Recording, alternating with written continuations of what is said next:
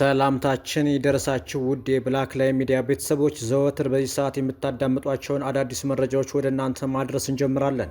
የአማራ ፋኖ በጎጃም የብልጽግና አመራሮችን ኢላማ ያደረገ ጥቃት መፈጸሙን አሳውቋል። ዝርዝሩን እናስደምጣችኋለን። ፋኖ በግዳጅ ለውትድርና የተጠረነፉ ወጣቶችን አስለቅቋል። አስደናቂ ኦፕሬሽን ነበር ተብሏል። በቆይታችን ትሰሙታላችሁ። ከፍተኛ ፖሊስ አዛዡ ተመቷል። በህይወትና ሞት መካከል ሆኖ እያጣጣረ ነው ተብሏል። ህዝቡም ተደስቷል። የመረጃችን አካል ነው። ለመገናኛ ብዙሃንና ለጋዜጠኞች ሲኦል የሆነው የብልጽግናው አገዛዝ አሁንም ሌላ ውርደት ገጥሞታል። ዓለም አቀፉ ተቋም የአገዛዙን ቁልቁለት አጋልጧል። ዝርዝሩን እናስደምጣችኋለን። የአማራ ፋኖ በጎጃም አመራሩ ላይ ያነጣጠረ ጥቃት መፈጸሙን አስታውቋል። አዲስ ላይ በነበረ የክልልና የዞን የአመራር ስብሰባ ላይ ነው ጥቃት የተፈጸመው። በአማራ ፋኖ በጎጃም አንደኛ ክፍለ ጦር የሻለቃ ንሙት የያዛቸው ብርጌድ መብረቁ ሻለቃ በይልማና ዴንሳ ወረዳ አዲት ከተማ ላይ መሰብሰቢያ አዳራሹ ላይ ከጠዋቱ 2 ሰዓት ጀምሮ እስከ 4 ሰዓት ድረስ ከፍተኛ የሆነ ስምሪት በመውሰድ አፍንፋኙ መብረቁ ሻለቃ በዘሪውን 13ና በዲሽቃ በመደብደብ ካቢኔውን አዝረክርከውታል። የዓይን እማኞች እንደተናገሩት አጎንባሹ የአብይ አሽከሮች ራሳቸውን ለማትረፍ በከተማው ሲሯሯጡ መዋላቸውን ማረጋገጥ ተችሏል። በተከታታይነትና ጥናት በተደረጉ ቦታዎች ላይ በቀጣይም አማራን ለማጥፋት በሚደረጉ ማንኛውም ስብሰባዎች በተጠና መንገድ የማጥቃት ስራችንን እንቀጥላለን ሲል የሻለቃ ንሙት የያዛቸው ብርጌድ የህዝብ ግንኙነት ኃላፊ ፋኖ አማረ ጌታቸው ገልጿል። በዳንግላ አቅራቢያም ውጤታማ የደፈጣ ጥቃት መፈጸሙን የአካባቢው ፋኖ አሳውቋል። የደፈጣው መሐንዲስ ቢትወደድ መንገሻ ጀንበሬ ብርጌድ አንደኛ መብረቅ ሻለቃ ከዳንግላ ከተማ ወደ አዲስ ቅዳም ከተማ በሚወስደው መንገድ ላይ ልዩ ቦታው ከጉምድሪ ቀበሌ እስከ ጉጂ መስክ በሸፈነ የደፈጣ ውጊያ አንድ የመንግስት ፒካፕ ፓትሮል ከነጫናቸው የአገዛዙ ሰራዊት አባላት ሙሉ በሙሉ ወድሟል። በዚህ ውጊያ 15 የሚደርሱ ሲደመሰሱ ቁጥራቸው ለጊዜው ያልታወቁም ቆስለዋል። በዚህ ምክንያት ዳንግላ ከተማ ካለ ፈቃዳቸው ታፍነው በግዳጅ ወደ መከላከያ ሊሸኙ የነበሩ ህጻናት የተፈጠረውን ውጊያ ተከትሎ የጥበቃ ኃይል ሲመናመን ከታፈኑበት ሰብረው ወጥተው ወደ ቤተሰቦቻቸው ተቀላቅለዋል። በውጊያው ዘሪውን 13 የተባለው ዘመናዊ የፋኖ መሳሪያ ውጤታማ ተኩስ አድርጓል። ከጥቅም ውጭ የሆነችው የጠላት ፓትሮልም በብረት ለበስ ፔምፔ እየተጎተተች ዳንግላ ከተማ ገብታለች። በዚህ የተበሳጨውና ድል የራቀው የአገዛዙ ሰራዊት የፋኖ አባላት ቤተሰቦችን ከብትና በግ ዘርፎ ሸሽቷልም ተብሏል። አቶ ክርስቲያን ታደለና አቶ ዮሐንስ ቦያለው በቂሊንጦ ማረሚያ ቤት ጥቃት እንደተፈጸመባቸው ተነገረ። የቂሊንጦ ማረሚያ ቤት እስረኞች ወደ ማደሪያቸው ከገቡ በኋላ ከምሽቱ 12 ሰዓት ላይ ቀይ ቦኔት የጫኑ የፌዴራል ፖሊሶች ቁልፍ ሰብረው ገብተው አቶ ክርስቲያን ታደለ እና አቶ ዮሐንስ ቦያለውን ከእስር ቤታቸው እንዳስወጧቸውና እስከ ሌሊቱ 7 ሰዓት ድረስ ሜዳ ላይ አስተኝተው እንዳሳደሯቸው ምንጮች ገልጸዋል። በተመሳሳይ ዶክተር ወንዶሰን አሰፋ፣ ጋዜጠኛ ጎበዜ ሲሳይ፣ ጋዜጠኛ ዳዊት በጋሻው፣ ፕሮፌሰር ማዕረጉ ቢያበይንና ዶክተር ሲሳይ አውግቸው ይሄው ድርጊት የተፈጸመባቸው መሆኑን አርብ ሚያዝያ 24 ቀን 2017 ዓ.ም ለፍርድ ቤት አቤቱታ አቅርበዋል። ቀይ ቦኔት የጫኑ የፌዴራል ፖሊስ ምሽት 12 ሰዓት በሩን በኃይል ከፍተው ከገቡ በኋላ ሁላችንንም እጃችንን ወደ ላይ እንድናደርግ አዝዘው ሜዳ ላይ በሰልፍ አቁመው በመሳሪያ ሲያስፈራሩ ነው ያደሩት ሲሉ ነው ፍርድ ቤት የገለጹት። ቀደም ሲል በምርመራ ወቅት ድብደባ የፈጸሙብን የመንግስት ሹማምንት ከ2 ዓመት በኋላ የቂሊንጦ ማረሚያ ቤትን አጥር ጥሰው የተኛንበትን ቤት በር በኃይል ሰብረው እስከ ሌሊት 7 ሰዓት ድረስ ሜዳ ላይ አሰልፈው አሳድረውናል። ሕይወታችን አደጋ ላይ መሆኑን ህዝባችን እንዲያውቅልን ሲሉ አሳስበዋል። አቶ ዮሐንስ ቦያለው እና አቶ ክርስቲያን ታደለ ከ1 ዓመት በፊት በአዋሽ አርባ ወታደራዊ እስር ቤት በነበሩበት ወቅት የከፋ የጤና መታወክ ገጥሟቸው እንደነበር ይታወቃል። በመሆኑም ጤናቸው ገና ሲያገግም በድጋሚ ሜዳ ላይ ተሰልፈው እንዲያድሩ መደረጉ ለባሰ የጤና እክል ተጋልጧል ሲሉ ምንጮች ተናግረዋል። የፌዴራል ፖሊሶች የማረሚያ ቤቱን አጥር ሰብረው ለምን እንደገቡና በሽብር የተጠረጠሩ እስረኞችን ለምን ከክፍላቸው አስወጥተው ሜዳ ላይ እንዳሳደሯቸው የታወቀ ነገር የለም። የዳግማዊ መላኩ ተፈራ አዋጅ በደብረ ታቦር ከተማ አስተባባሪዎች መካከል አንዱ የሆነው ኮማንደር ጌታዬ ታደሰ በተተኮሰበት ጥይት ቆስሎ ሆስፒታል መግባቱ ተሰምቷል። በደቡብ ጎንደር ዞን የደብረ ታቦር ከተማ ማረሚያ ቤት ኃላፊ የሆነው ኮማንደር ጌታዬ ታደሰ ሚያዝያ 23 2017 ዓ.ም አመሻሹን በተተኮሰበት ጥይት ክፉኛ ቆስሎ ለሕክምና ወደ ደብረ ታቦር ጠቅላላ ሆስፒታል መወሰዱን የታወቀው ኃላፊው የደረሰበት ጉዳት ከባድ ከመሆኑ አንጻር ሕይወቱ ላይ ተርፍ ይችላል ሲሉ የዓይን እማኞች ተናግረዋል። በእነ ኮማንደር ጌታዬ አስገዳጅነት በደብረ ታቦር ከተማ የ12ና የ13 ዓመት ታዳጊዎችን ጨምሮ በርካታ ወጣቶች ለግዳጅ ብሔራዊ ውትድርና በሚል ታፍነው መወሰዳቸውን ከሰሞኑ ሲዘገብ ሰንብቷል። በከተማዋ በስራ ገበታቸው ላይ የነበሩ ወጣቶች፣ ከትምህርት ቤት ውለው ሲመለሱ የነበሩ ታዳጊ ተማሪዎች እንዲሁም የአእምሮ ህመምተኞች ሳይቀሩ ታፍነው የነ አብይ አህመድ ወንበር ለማስጠበቅ ወደ ወታደራዊ ማሰልጠኛ ጣቢያ ተወስደዋል።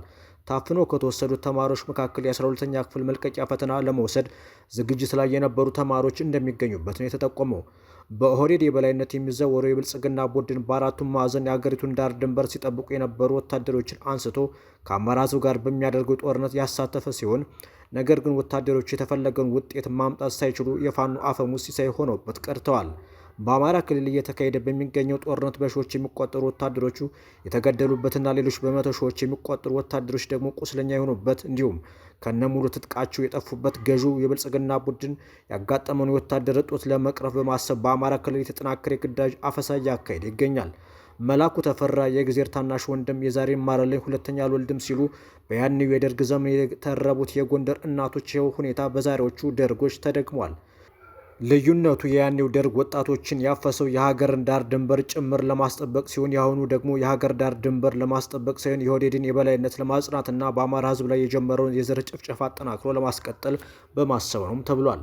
ይህ ደግሞ የመላኩ ተፈራ አዋጅን በአሁኑ ሰዓት በደብረ ታቦር ከተማ እያስፈጸሙ ከሚገኙት የአገዛዙ ተላላኪ የጸጥታ አመራሮች መካከል ዋናና ቀዳሚ ነው። የትናንት በጥይት ተመቶ ወደ ሆስፒታል የተወሰደው ኮማንደር ጌትዬ ታደሰ ልጆቻችን ለውትድርና ብቁ አይደሉም በሚል ከ100 ሺህ ብር ጀምሮ እስከ 300 ሺህ ብር መክፈል ከሚችሉ ወላጆች ገንዘብ ሲቀበልና ወላጆቻቸው የተጠየቀውን ገንዘብ መክፈል ያልቻሉ ታዳጊዎችን ደግሞ በመጠርነፍ ወደ ወታደራዊ ማሰልጠኛ ጣቢያ ሲልክ የሰነበተ ጸረ ሕዝብ ነው ተብሏል።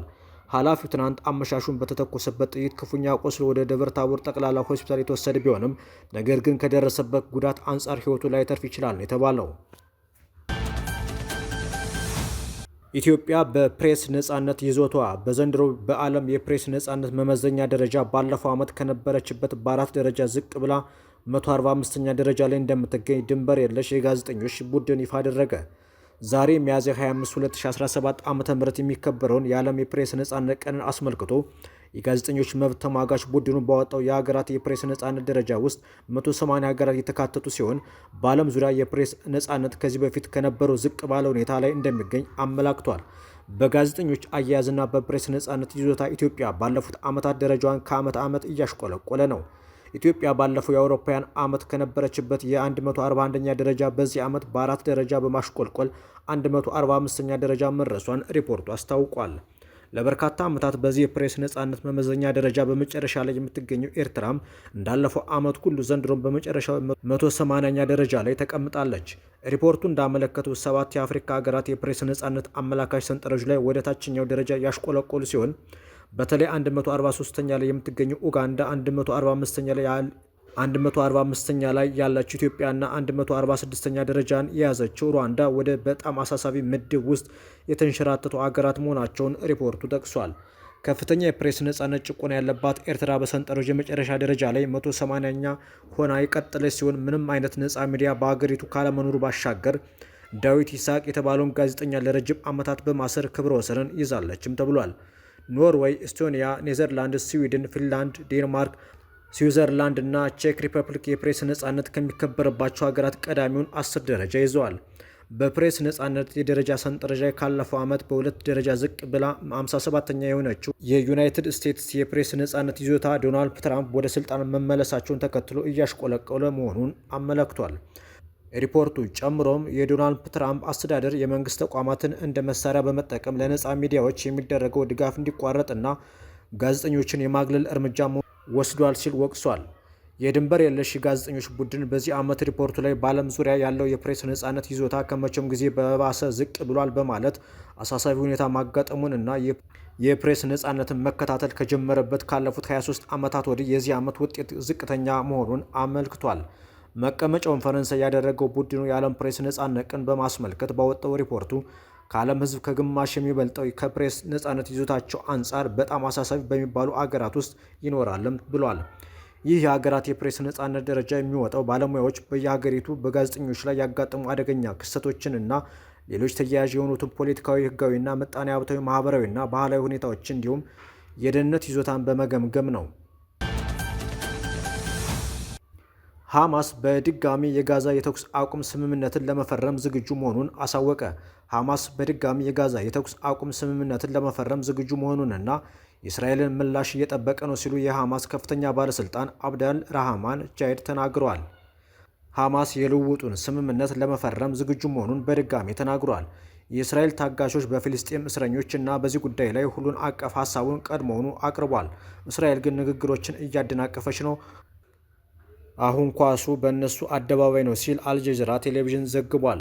የሐማስ ከፍተኛ ባለሥልጣን እንዳሉት ንቅናቄው በጋዛ ለ5 ዓመት የሚቆይ የተኩስ አቁምና አግባብነት ያለው ክልላዊ እና ዓለም አቀፋዊ ዋስትና እንዲሰጥ ጠይቋል። ነገር ግን ሐማስ እንዳለው የእስራኤል መንግስት ይህንን ሀሳብ ውድቅ በማድረግ ጦርነቱን ለማስቆም ፈቃደኛ አልሆነም። የተወደዳችሁ የብላክ ላይን ሚዲያ ቤተሰቦች ለዛሬ የያዝናቸው መረጃዎች እነዚህ ነበሩ። ከኛ ጋር ስለቆያችሁ እናመሰግናለን። ጤና ይስጥልን።